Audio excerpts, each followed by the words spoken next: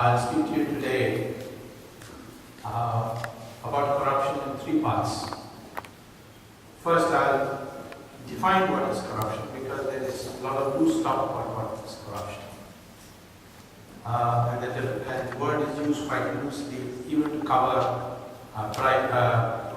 extortion, fraud, cheating, and all that.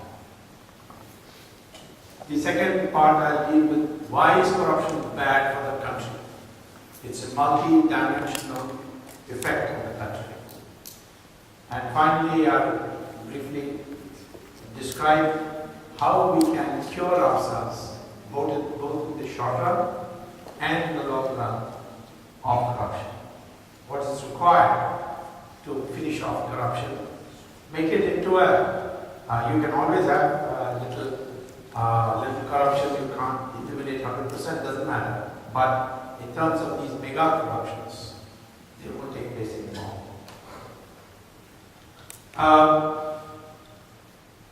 The corruption that I think is of most relevance for our discussion today is when a public office is misused for private gain. Private gain for yourself, private gain for somebody else, private gain for your family, or all of them together. The word is used quite loosely. Recently, the Congress General Secretary, Mr. Vijay Singh, said that Ramdev is corrupt because he accepts cash, which is black money. Of course, Vijay is an expert. He can look at a rupee note and tell whether it's black or white.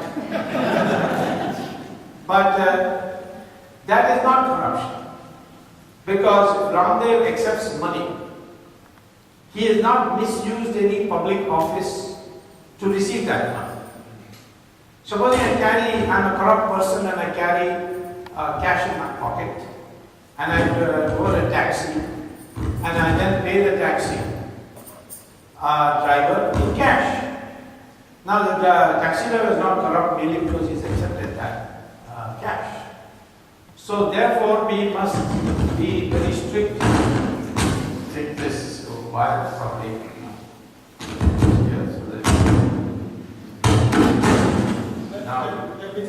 Now it's okay. Now it is, I think. Okay. If not out of this. Yeah, it does it again. So therefore we must work within that framework of looking at public office and decide whether the public office is misused. By that definition, the Transparency International places our country today at the 87th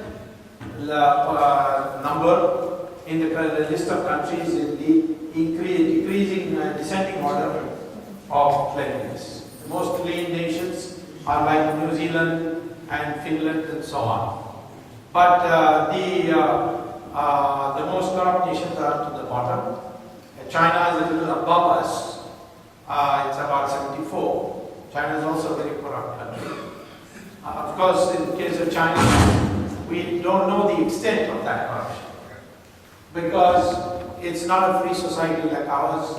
We have a full-fledged regional office of the Transparency International in New Delhi, which has freedom to go and find out, interview people and take sample surveys. In China, there is no independent office of Transparency International. There is an NGO which functions inside the Tsinghua University campus under great personal threats, and that's how they are able to get some data. When India started websites, a lot of Indian people started websites. I paid a bribe. One website started becoming popular. A lot of people who paid bribes then said, I was supposed to pay a bribe. And in these particular report, in China, this was imitated by some people. But then Chinese government moved in and closed down these sites. So still, I would say that broadly speaking, India and China, I have about the same level of corruption. And it's not a very good number to be in, considering that you want to be global powers. So that's the first thing I would like to say, that there is a misuse of public office. Then it is corruption. In the Setu Samudram, the office of the shipping ministry was misused to create a project. The project was what? To dig a canal on the ocean floor in the Park Strait and the Gulf of Mannar, so that ships, instead of going around Sri Lanka, when they come in from say Aden or from Africa, they have to go around Sri Lanka to go to Chennai. So instead of that, if a ship docks in say Tuticorin and then wants to go to Chennai, it should not have to go around Sri Lanka. So it was decided that they would dig a canal which would go through Chennai and then on to Calcutta. Now, the reason they had to dig a canal on the ocean floor was that the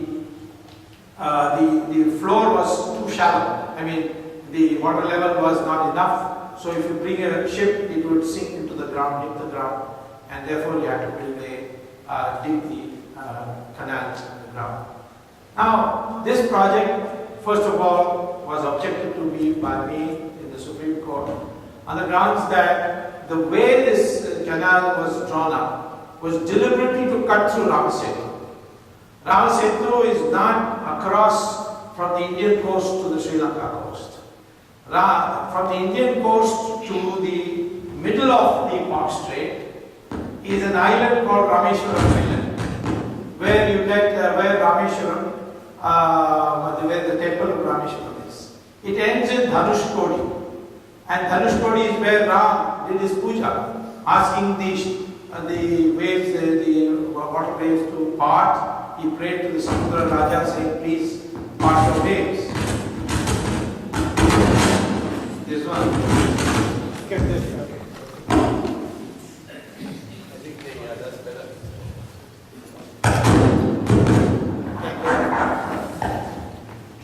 Sometimes old-fashioned.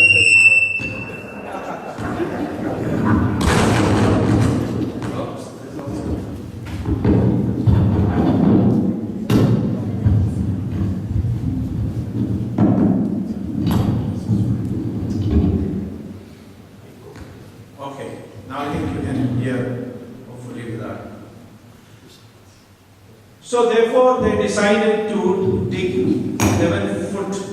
11 meters into the ocean bed, through the ocean bed. And in Dhanushkodi, Ram Setu starts.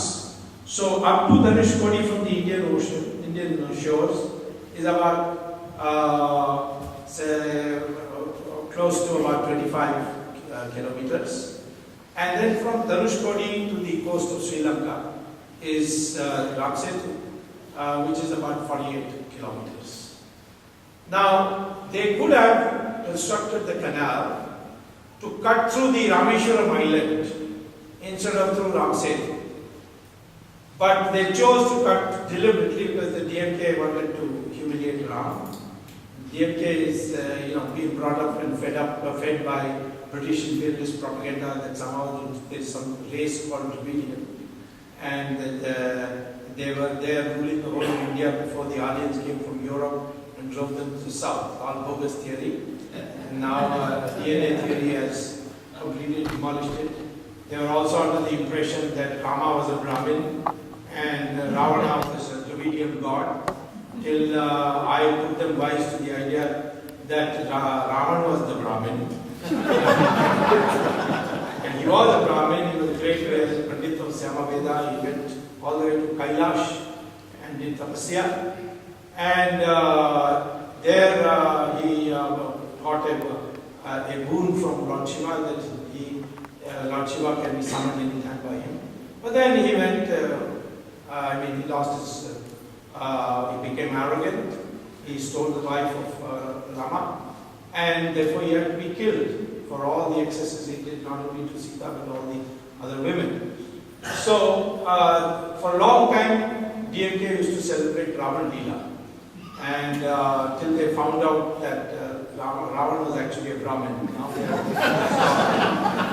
Now they only they slander Ram, but that doesn't matter. They've lost their direction. But they they wanted deliberately to cut through. And Karunanidhi used to tell the Muslims that the Hindus broke Babri Masjid, I will break Ram Setu. Well, so that's why they chose this route. I urged them in the beginning, you take another route. But then they insisted on this route. I went to court, but not on the grounds that Rama Setu is being cut, but on the ground that the economic analysis shows that there is corruption in this project. And what is the corruption? First of all, when you have only 11-foot depth of the canal, only ships which are less freight status of less than 35,000 tons can go through. No other ship of heavier weight can go. In the world, freight ships, only 5% have a freight capacity of less than 35,000. Most of them are now in the 100,000 class. So what is 5%? It turned out that the shipping minister's son had a trawler company with whose ships are all less than 35,000. So it was to facilitate the ship minister's son. Second thing is that because it is not like Suez Canal where you're cutting through land, it was through underwater. So the ocean would go on putting sand back. So every day, every week you had to dredge the sand out to clear the way. And that was a 1,000 crore project per year. And that project of dredging was given to Mr. T.R. Balu, who was the shipping minister's second wife. Most of the DMK people have more than one wife. So they consider that their status symbol. And his second wife's son also had to be given a contract. So he was given the dredging contract. So I showed that it's not economically feasible. In fact, it was a cheaper project. Come to Tuticorin, build that as a modern container port, put a railway line from along the coast all the way to Calcutta, and from the harbour, the containers can be picked up by the train and taken, and it's much cheaper. I showed that calculation. And in the end also, I also said about Ram Setu, because there is a section in our Indian Penal Code which says that anything sacred, held to be sacred by the people, by a very substantial number of people, cannot be damaged without incurring a criminal offense, without committing a criminal offense. That's section 295 of the IPC. So I quoted that before the Supreme Court judges, and that time the Chief Justice was Balakrishnan. He asked me, "Are you saying that you will file a case against me on this?" I said, "Not yet, because you have not yet ordered dismissal of my petition. If you order dismissal of my petition and then allow the Ram Setu to be cut, then I will say that you are also a party to this and file a case." I'm happy to say that he gave me a stay and ordered the government to find another route without cutting through the Ram Setu.